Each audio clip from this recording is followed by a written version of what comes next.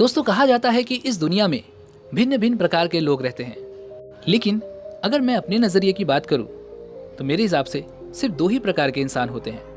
पहला वो जो बहुत ही भावनात्मक होते हैं और दूसरे वो जो बहुत ही संवेदनशील होते हैं।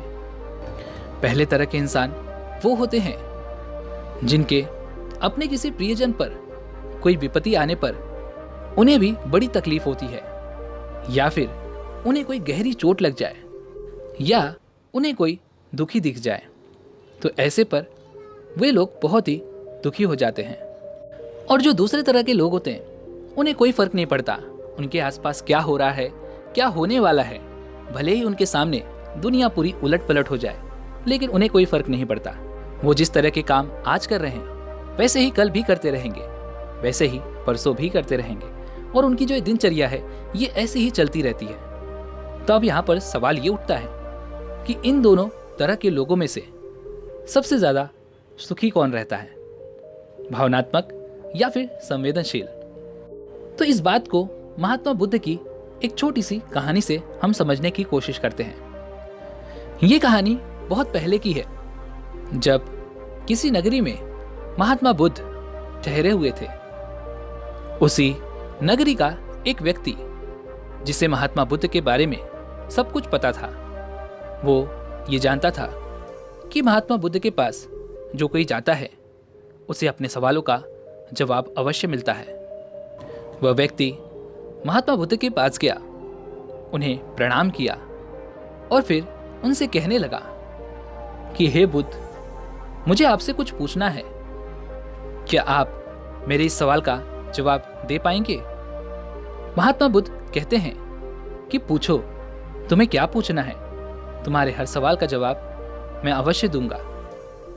इस पर वह व्यक्ति कहता है कि हे बुद्ध, मुझे कोई ऐसी शिक्षा दो, मुझे कोई ऐसा ज्ञान चाहिए जो मुझे आसानी से समझ में आ सके और मैं आपके दिए हुए ज्ञान को आसानी से समझ और समझा सकूं। इस पर महात्मा बुद्ध कहते हैं कि क्या तुम्हारा कोई बेटा है? इस पर वो व्यक्ति कहता है, हाँ, मेरा एक बेटा है। आगे महात्मा बुद्ध ने फिर उस व्यक्ति से पूछा कि क्या तुम्हारा कोई भाई है? उस व्यक्ति ने कहा, हाँ, मेरा एक बड़ा भाई भी है। फिर महात्मा बुद्ध ने कहा, क्या उन्हें कोई बेटा है? उस व्यक्ति ने कहा, हाँ, उन्हें भी एक बेटा है। फिर आगे महात्मा बुद्ध ने फिर उस व्यक्ति से कहा कि तुम्हारा कोई पड़ोसी तो होगा ही। उस व्यक्ति ने कहा, हाँ, मेरे कई पड़ोसी हैं। महात्मा बुद्ध ने कहा, क्या उसे कोई बेटा है? उस पर वो व्यक्ति कहता है, हाँ, उसे भी एक बेटा है। आगे महात्मा बुद्ध ने फिर उस व्यक्ति से कहा कि कोई ऐसा व्यक्ति है जिसे तुम जानते हो लेकिन वो तुम्हें नहीं जानता और उसका बेटा है? उस व्यक्ति ने कहा, हाँ, एक ऐसा व्यक्ति है जिसे मैं जानता हूं लेकिन वो मुझे नहीं जानता, उसका भी एक बेटा है।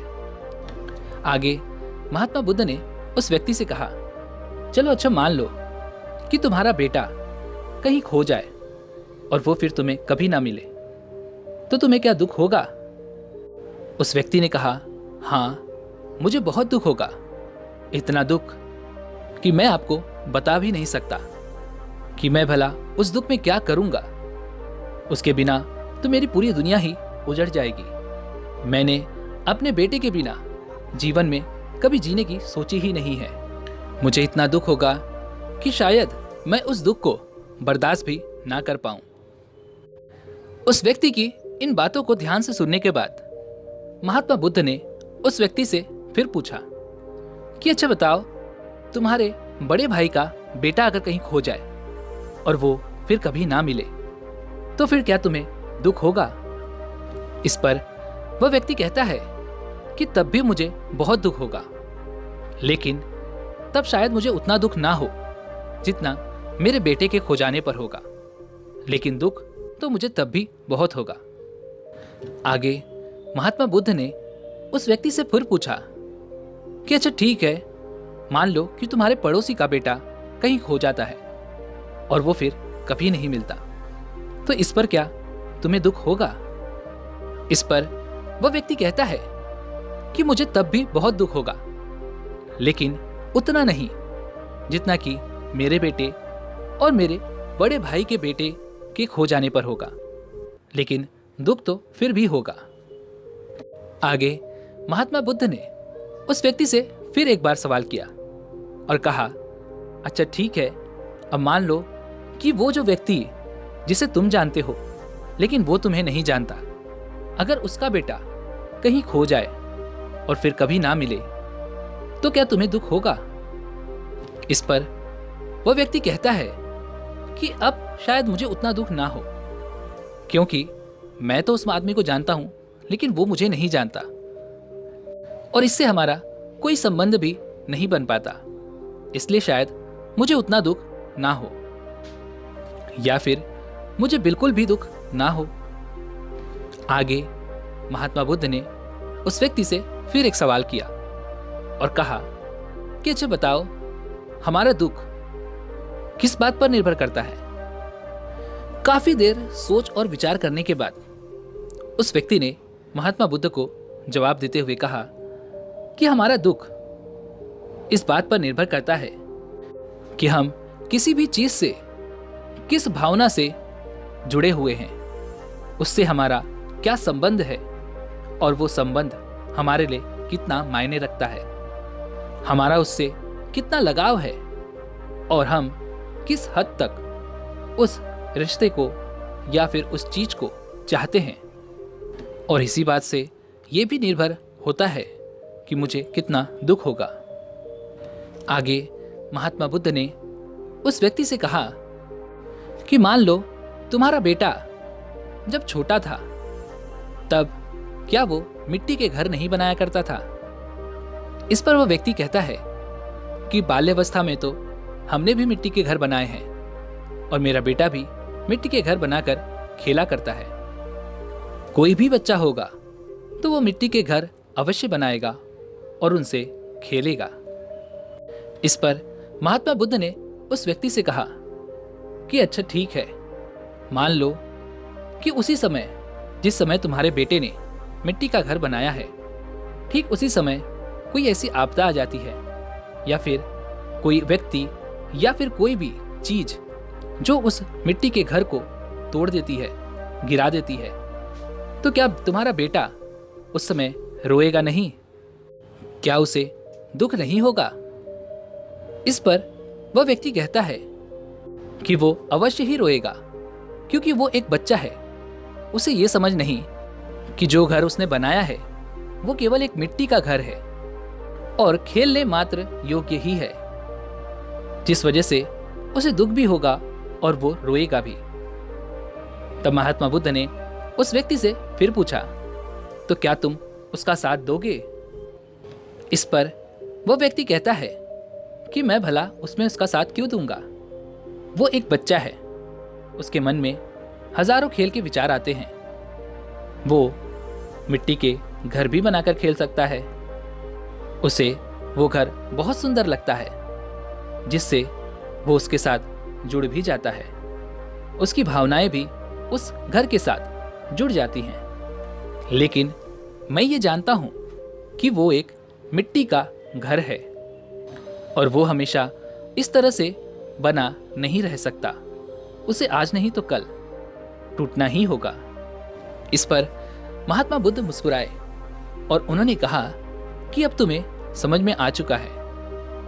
अगर तुम भी इस संसार की सच्चाई को जानने की कोशिश नहीं करोगे तो तुम भी अपने बेटे की तरह उस घर का निर्माण करते रहोगे और अपने जीवन में यूं ही चलते जाओगे। और जब वो घर टूटेगा तब तुम्हें भी उसके टूटने का दुख अवश्य होगा और तब तुम में और उस बच्चे में कोई फर्क नहीं रह जाएगा। हम सभी लोग इस जीवन को जी रहे हैं और इसी जीवन को हम सत्य मानते हैं, जिस वजह से हम अपने जीवन में लोगों के साथ छल किया करते हैं, कपट करते हैं, लालच और द्वेष जैसे विकारों को मन में पालते रहते हैं और ये सोचते हैं कि यही जीवन परम सत्य है। लेकिन सच तो ये है कि महात्मा बुद्ध के अनुसार ये वही मिट्टी का घर है जिसे कोई भी आपदा, कोई भी विपत्ति कभी भी तोड़ सकती है। क्योंकि जब मनुष्य का अंतिम समय आता है तो ये मिट्टी का घर ध्वस्त हो जाता है, नष्ट हो जाता है, और ये मिट्टी का घर इसी दुनिया में यहीं पर रह जाता है और आखिरकार वो फिर से मिट्टी में मिल जाता है। लेकिन हम इस मिट्टी के शरीर के लिए क्या क्या नहीं करते।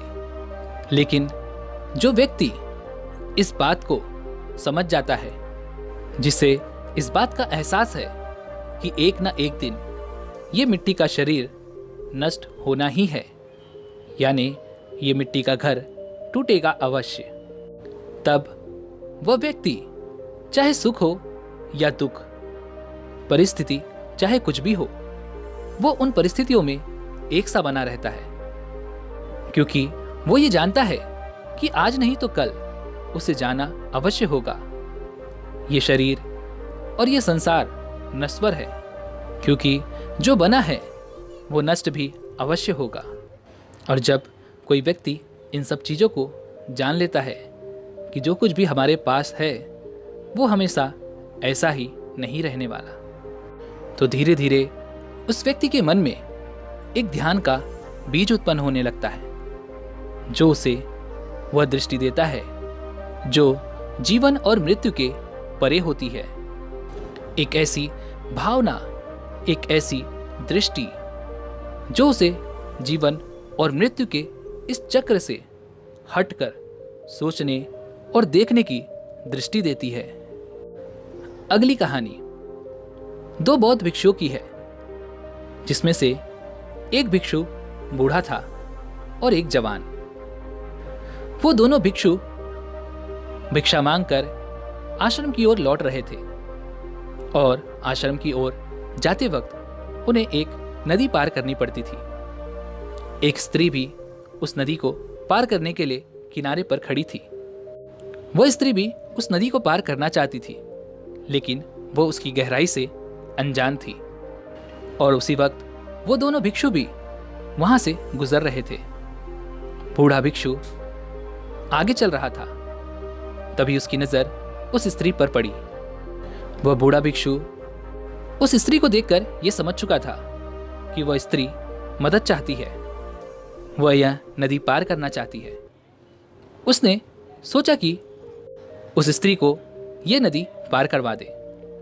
लेकिन जैसे ही उस भिक्षु ने उस स्त्री का हाथ छुआ तो उसके अंदर, उसके दिल में बसी हुई काम वासना जाग उठी।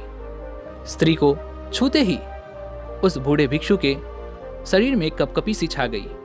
वह भिक्षु सोचने लगा कि मैंने 30 सालों से किसी भी स्त्री को नहीं छुआ है, और आज एक स्त्री के स्पर्श मात्र से ही मेरे मन में न जाने कैसे कैसे विचार आने लग गए हैं। मेरे मन में फिर से वही काम वासना जाग उठी है।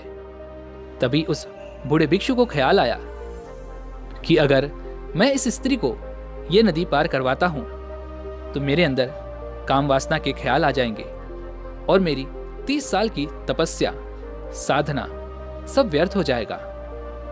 ये सोचकर उस बूढ़े भिक्षु ने उस स्त्री को अपने आप से दूर कर दिया। लेकिन तभी उनके पीछे वह जवान भिक्षु भी आ रहा था। जब उस स्त्री ने उस जवान भिक्षु से मदद मांगी तो उस भिक्षु ने बिना कुछ सोचे समझे उन्हें अपने कंधों पर बिठा लिया और उस नदी को पार करवा दिया। नदी पार करने के बाद दोनों भिक्षु अपने आश्रम की ओर जा रहे थे, जिसका रास्ता एक जंगल से होकर गुजरता था। रास्ते में वो बूढ़ा भिक्षु उस जवान भिक्षु से कहता है कि आज तुमने जो कुछ भी किया है वो गलत है, तुम्हें ऐसा नहीं करना चाहिए था, क्योंकि तुम एक भिक्षु हो। इसकी शिकायत मैं गुरुवर से अवश्य करूंगा। इस पर वो जवान भिक्षु कुछ देर के लिए सोच में पड़ जाता है। काफी देर सोच विचार करने के बाद वह उन बूढ़े भिक्षु से कहता है कि आखिर ऐसा मैंने क्या किया है इस पर वह बूढ़ा भिक्षु उस जवान भिक्षु से कहता है कि क्या तुम्हें बिल्कुल भी याद नहीं कि जब उस स्त्री को मदद चाहिए थी तो तुमने उसे अपने कंधे पर बिठाकर नदी पार करवाई। इस पर वह जवान भिक्षु कहता है कि उस स्त्री को मदद चाहिए थी और मैंने सिर्फ उनकी मदद ही की है, और इस बात को मैं कब का पीछे छोड़ आया हूं, इस बात को मैं कब का भूल चुका हूं। मैंने तो सिर्फ अपने शरीर से उस स्त्री को नदी पार करवाई थी, लेकिन आप तो अभी तक उस स्त्री का बोझ अपने मन में लिए हुए हैं। अभी तक आपके दिमाग में, आपके विचारों में सिर्फ वही बात चल रही है। हम लगभग 2 घंटों से चल रहे हैं और अभी तक आपके दिमाग में सिर्फ वही बात बैठी हुई है। आगे उस जवान भिक्षु ने बूढ़े भिक्षु से कहा कि किसी भी स्त्री को छू लेने मात्र से आपकी साधना कभी भी व्यर्थ नहीं जाती। ये तो तब व्यर्थ होती है जब आपके अंदर उस स्त्री के प्रति काम वासना जैसे विचार, जैसी भावनाएं उत्पन्न होने लग जाएं। और मुझे तो ऐसा ही लग रहा है, क्योंकि आपने जब उस स्त्री को पहली बार छुआ था तो शायद आपके मन में भी वो काम वासना के विचार, ख्याल उत्पन्न होने लग गए होंगे, जिस कारण आपने उस स्त्री की मदद नहीं की।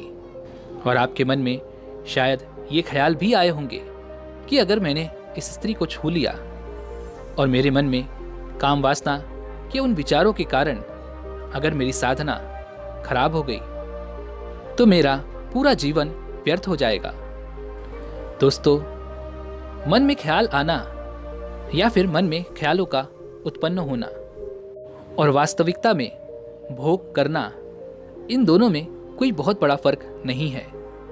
जो बात आपके मन और विचारों में उठ गई उसे आप हुआ ही समझो, फिर भले ही वो आपने किया हो या फिर नहीं। तो सबसे पहले आपको अपने मन को नियंत्रण में करना आवश्यक है, क्योंकि दोस्तों महात्मा बुद्ध कहते हैं कि मन हमारी उन 5 इंद्रियों में से एक है जिसके अंदर कोई विचार या फिर कोई ऐसी भावनाएं उत्पन्न होती हैं तो हम पाप के भागीदार ही बनेंगे।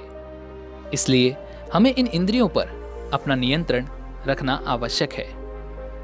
उम्मीद है कि आपने आज की इस वीडियो से ज़रूर कुछ न कुछ सीखा होगा। आपने क्या सीखा है वो मुझे आप कमेंट में बता सकते हैं। उम्मीद है कि आपको आज की वीडियो पसंद आएगी, तो लाइक और शेयर करने के साथ चैनल को सब्सक्राइब और घंटी बटन को भी अवश्य दबा दीजिएगा। चलिए मिलते हैं ऐसी एक और वीडियो में, तब तक के लिए अपना ख्याल रखें। धन्यवाद।